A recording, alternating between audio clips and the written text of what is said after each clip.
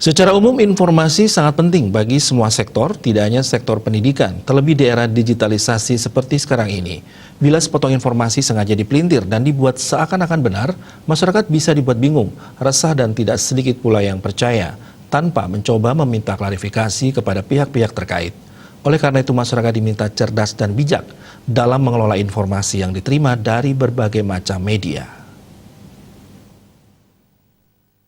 Romi Sudita, seorang penggiat pers, menyampaikan pakar informasi sekaligus ahli masa depan Alvin Toffler memandang informasi itu merupakan sesuatu yang amat menentukan perjalanan karir seorang tokoh maupun nasib suatu bangsa. Hal itu terlihat jelas pada semboyannya yang berbunyi, siapa yang menguasai informasi, maka dialah yang menguasai dunia.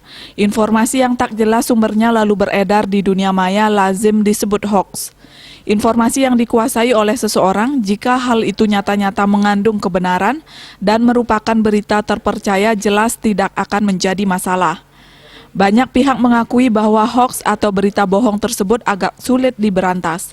Mengingat pemikiran pelakunya banyak yang canggih serta piawai main kucing-kucingan dengan petugas.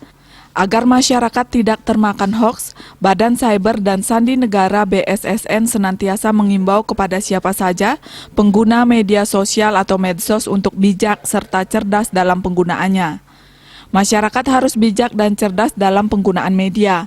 BSSN merupakan semacam resep atau tips untuk mendeteksi bahwa berita yang diterima itu hoax atau bukan.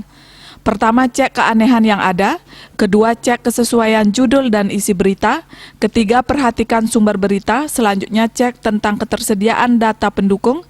Cek tanggal beritanya. Cek kredibilitas penulisnya. Cek keberpihakannya. Dan terakhir, lakukan verifikasi ke pihak-pihak terkait.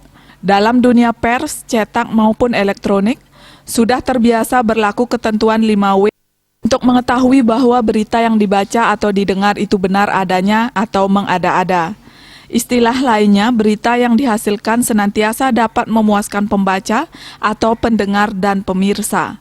Apabila pihak pembaca, pendengar, dan pemirsa belum memiliki apa yang semestinya diketahui, walau tidak mendalam, maka terhadap mereka pun perlu penggalangan agar partisipasinya tumbuh demi kemajuan pers, termasuk kemajuan di bidang media sosial. Bali Pos melaporkan.